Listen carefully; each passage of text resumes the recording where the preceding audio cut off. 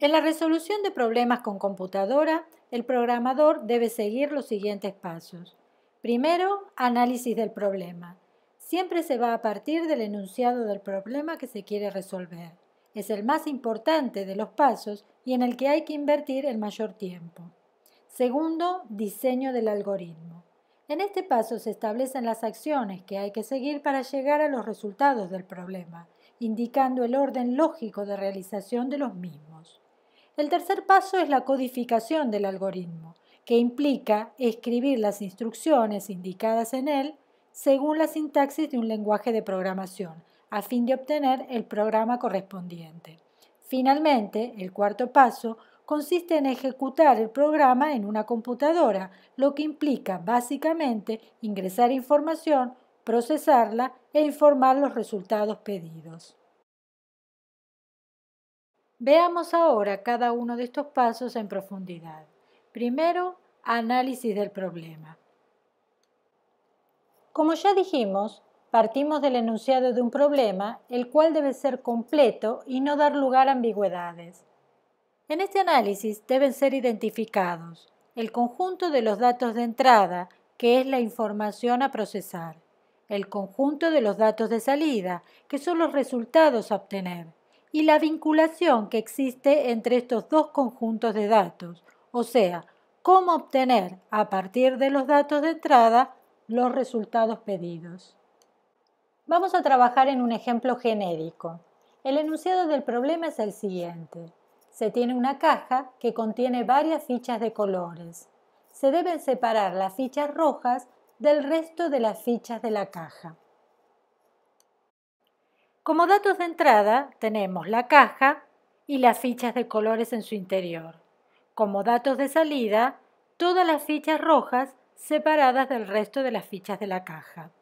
Para determinar las acciones primitivas que resuelven el problema, primero hay que identificar al procesador de esas acciones, es decir, en este caso, quién va a leer, comprender y ejecutar dichas acciones, que se dicen primitivas ya que su solo enunciado es comprendido por quien deba realizarlas sin necesidad de mayor explicación. En este ejemplo genérico, nuestro procesador será un niño de 8 años y las acciones primitivas a ejecutar serán las siguientes: abrir la caja, mirar el interior de la caja, tomar una ficha, ponerla a la derecha de la caja, ponerla a la izquierda de la caja.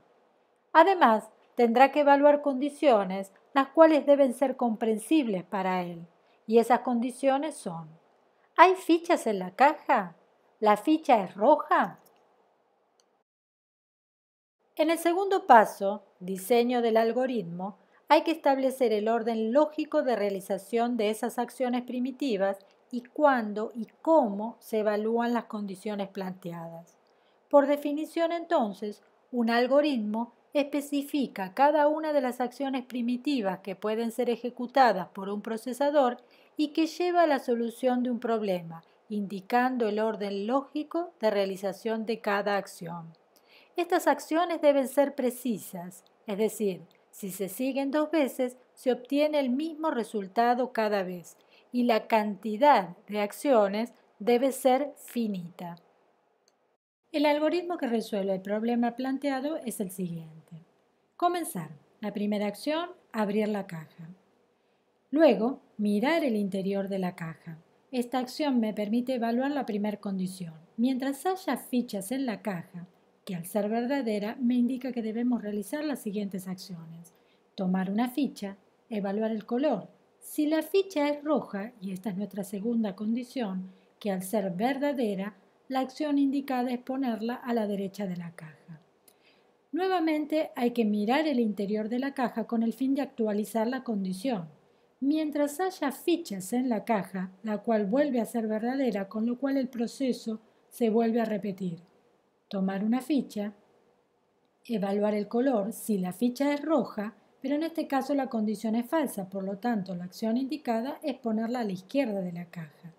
Nuevamente, mirar el interior de la caja y así actualizar la condición. Mientras haya fichas en la caja, repetimos las acciones de tomar una ficha, si la ficha es roja, en este caso es verdadera, por lo tanto la acción es ponerla a la derecha de la caja. Por último, mirar el interior de la caja, con lo cual se actualiza la condición mientras haya fichas en la caja. Pero en este caso, esa condición es falsa, por lo tanto, termina el proceso, obteniéndose el resultado pedido, separar las fichas rojas del resto de las fichas de la caja. En este ejemplo genérico hemos introducido dos estructuras de programación. La primera, una estructura de repetición o iteración conocida como ciclo mientras, y la segunda, una estructura condicional o de decisión, la estructura si. Los algoritmos pueden escribirse usando pseudocódigo, es decir, en lenguaje coloquial sin reglas precisas, o bien a través de diagramas de flujo, en donde cada acción y estructura de programación tiene una representación gráfica determinada. El tercer paso, codificación, consiste en traducir el algoritmo a un lenguaje de programación capaz de ser interpretado por una computadora, lo que da como resultado un programa. En este ejemplo, y dado que el procesador es un niño, solo tendríamos que saber en qué idioma habla. De esta manera, si fuera francés, por ejemplo, deberíamos codificar el algoritmo en francés para obtener así el programa que le corresponde. Como en realidad nuestro procesador va a ser una computadora, vamos a elegir un lenguaje de programación y vamos a obtener así el programa acorde al lenguaje que hayamos elegido, el cual puede ser C, Pascal o cualquier otro lenguaje de programación. Finalmente, el último paso es la ejecución, instrucción por instrucción del programa por parte de la computadora.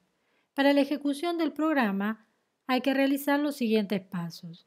Primero, edición, es decir, escribir el texto del programa en el editor del programa del lenguaje que estamos utilizando. Segundo, compilación.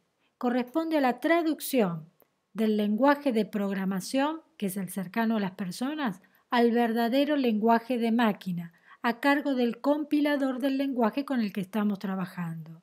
Eventualmente, en esta etapa van a surgir errores de sintaxis, los cuales tienen que ser corregidos para acceder a la última etapa, que es la ejecución o corrida del programa por parte de la computadora. En esta etapa, en tiempo de ejecución, pueden surgir errores, los cuales son atribuibles a la lógica de resolución del problema. Para solucionarlos, habrá que regresar a la etapa de diseño del algoritmo. Finalmente, para poder decir que el trabajo está terminado, hay que ejecutar el programa con distintos juegos de datos de manera de verificar que todas las respuestas que va a dar el programa sean correctas. Una vez que eso sucede, podemos decir que el programa está terminado y resuelve el problema planteado.